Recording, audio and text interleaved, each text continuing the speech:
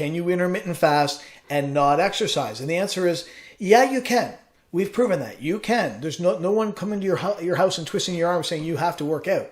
My question always is, why would you want to? Why would you want to sacrifice any muscle, knowing that any muscle is lost in any kind of a long-term caloric deficit or in an intermittent fasting regimen? There is a percentage of muscle loss. Why would you give it up?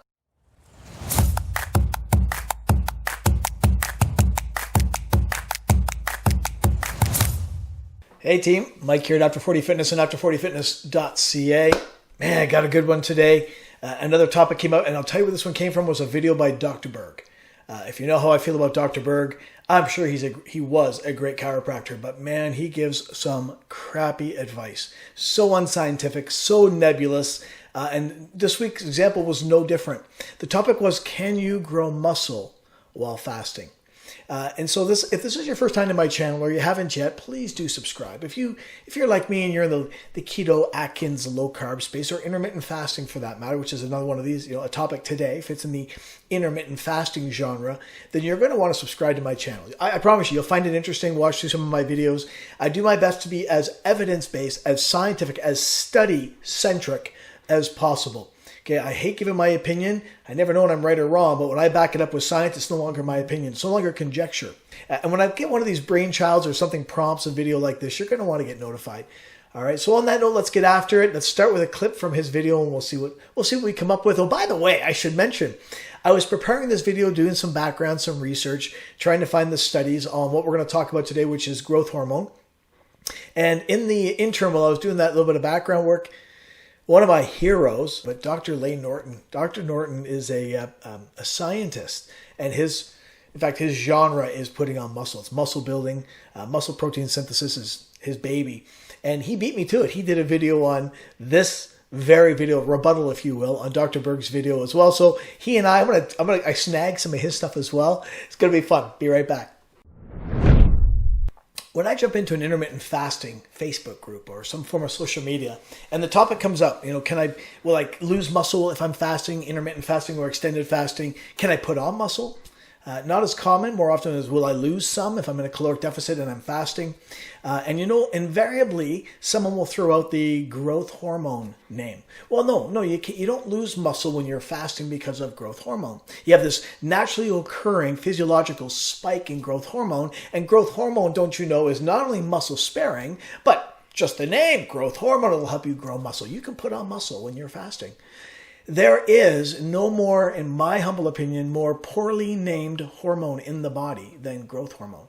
Actually, it's HGH, it's human growth hormone, because there isn't any studies that I could find, now, a shred of evidence that it is hypertrophic to muscle. So let's do this. Let's just get the ball rolling with that. So maybe I'll just clear that up. If you're one of those people and you think that because I fast and my HGH doubles or triples as I fast, that's going to help me grow muscle while I'm doing nothing, not even lifting, it's an eye-opener. Okay? Because there are people who inject growth hormone. And to get any kind of a response, they got to go to what's called supraphysiological amounts, meaning it's sometimes in the case of between 10 and 100 times more than your body can naturally produce at any given time, even fasting. So if we talk about it doubles, it triples, it quadruples while you're fasting, great. That's still called physiological. It's still the amount that your body, your endocrine system, can produce.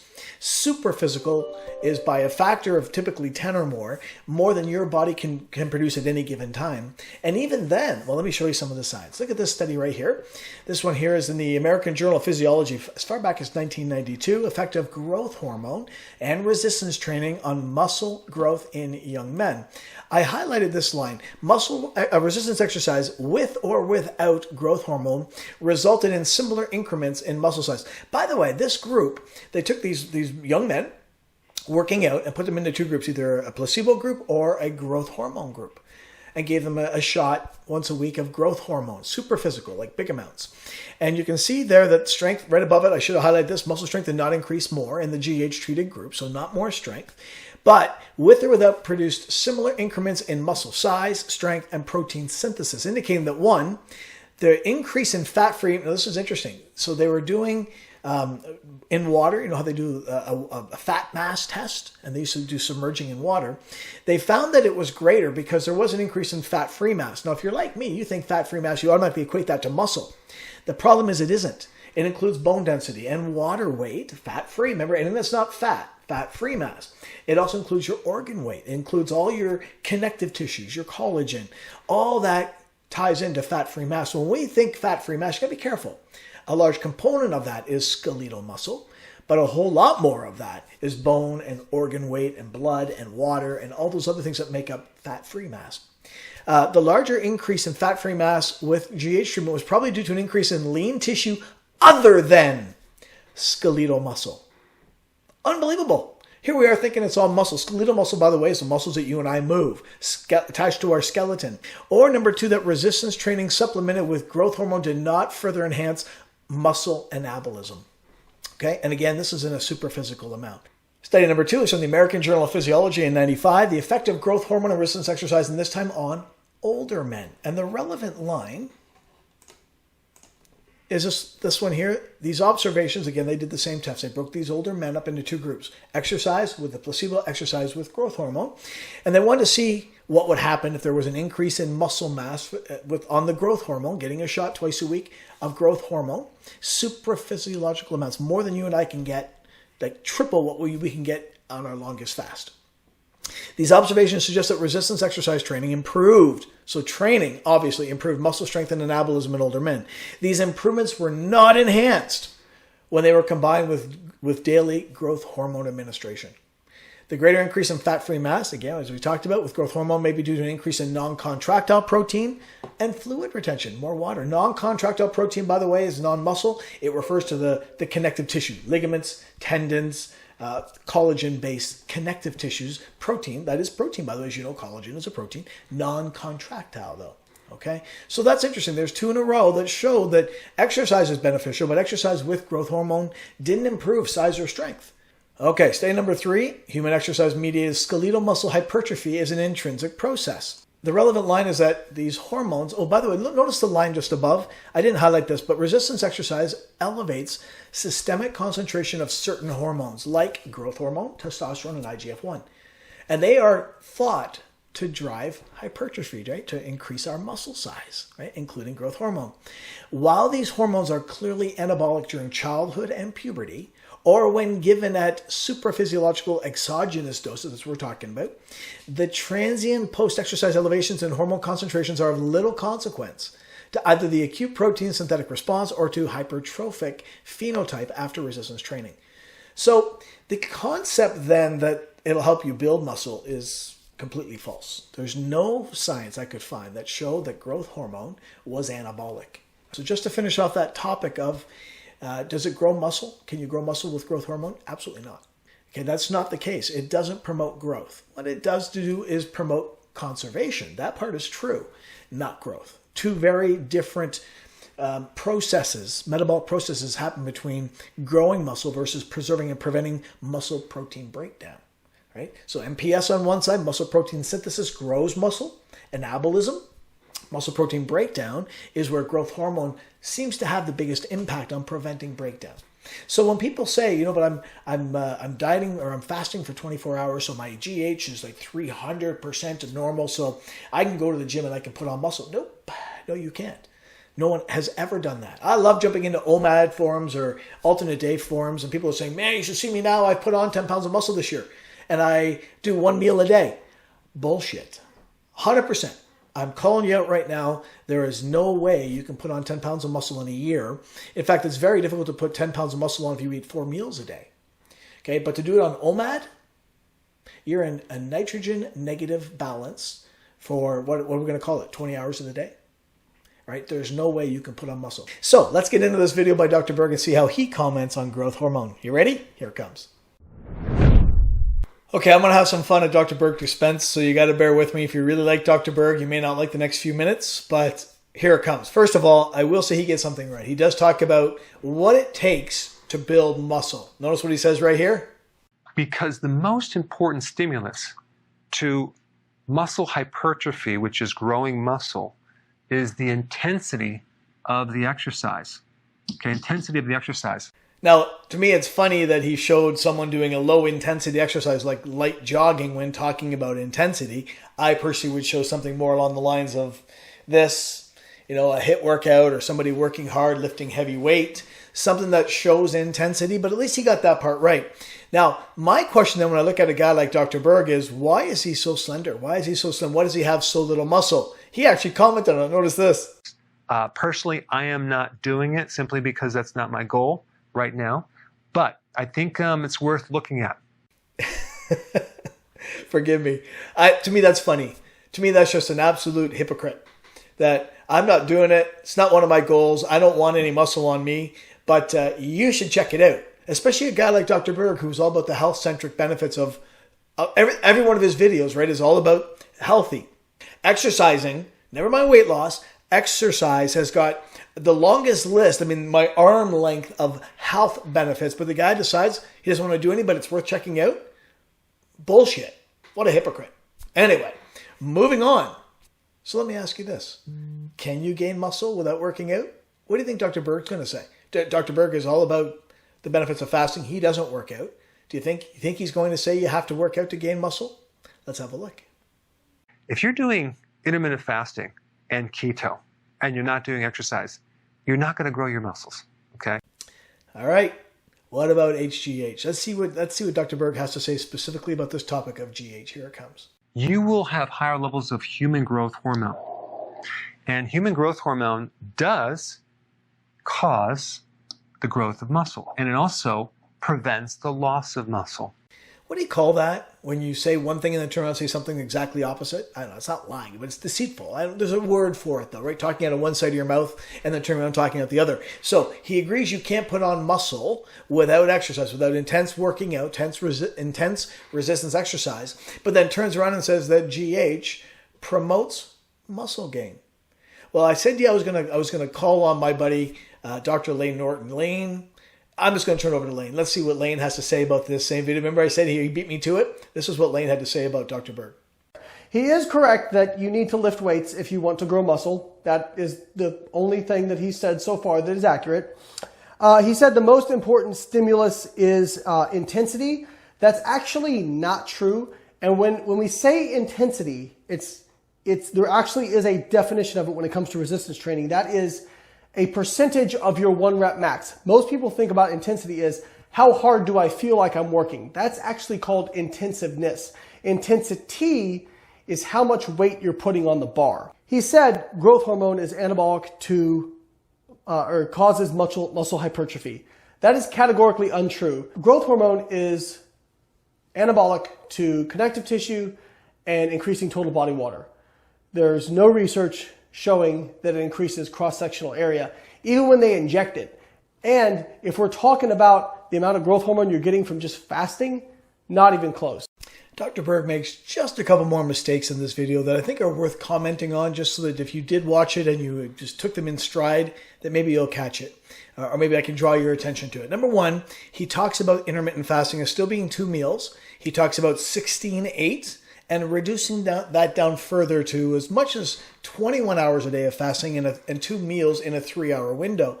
I want you to draw your attention to what he says about 1,500 calories per meal.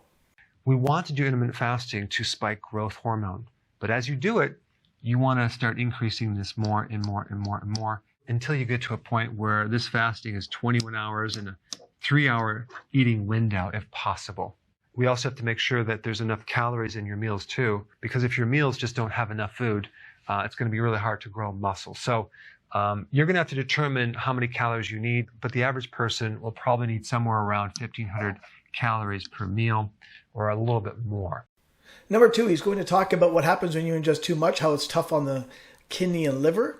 So by adding a ton of protein with your meals, that will not help you with this. It just creates more stress on your kidney and your liver, and it can actually increase your glucose a little bit too much. And that's typical of Dr. Berg, using nebulous terms like a ton of protein. Can you imagine? A ton of protein. So don't eat reasonable. Don't eat high protein. Now you got to eat a ton. And yet, not any science ever has proven that even those on the highest protein diets you can imagine, 300 to 400 grams of protein a day, have problems with their liver or kidneys. That is 100-year-old conjecture, not science, that somehow became dogma and rhetoric, and it's still repeated today. And Dr. Berg should know better. He should. Last topic is this topic of how much protein you can assimilate and or waste. Let's see what he says. What you have to realize is that when you consume protein, whether it's meat, fish, or eggs, or whatever, minimally, at least half of that is wasted as glucose fuel, because protein turns into glucose, or as nitrogen waste. So you know something? I'm going to turn it back over to Layne again. He had two relevant clips. One had to do with meal frequency to maximize anabolism. So let's watch that one. And then right away, back to back, I'm going to go over to his clip on answering Dr. Berg's assertion that we waste protein. Let's see what Layne had to say on both of those two topics. We now have several studies showing that you do not have a storage mechanism for protein. My PhD research demonstrated this as well and was supported by research from Stu Phillips' lab, that optimizing the muscle hypertrophy response probably requires 3 to 5 high quality, high protein meals. This guy has no idea what he's talking about. First off, when you use a nebulous term, if it can mean anything, it means nothing. So when he says protein is wasted, what exactly does he mean by that? If you're talking about nitrogen not being retained in muscles, well, if that's the case, anything over about 50 or 60 grams of protein is wasted. That's all you need to achieve nitrogen balance. What he doesn't realize is the same amount of protein required to maximize muscle protein synthesis also causes increased oxidation of protein, meaning it will be converted via gluconeogenesis to glucose. He's so worried about it getting converted to glucose, he's recommending you not maximize anabolism. And he's talking about it being wasted. Just because an amino acid gets converted to glucose or oxidized doesn't mean it doesn't help initiate anabolic signaling before that happens. This is an example of someone who has read just enough to be dangerous without actually knowing what they're talking about when it comes to protein metabolism. And this is literally my wheelhouse. My PhD was quite literally, taking that from Dr. Cho, quite literally on muscle protein synthesis.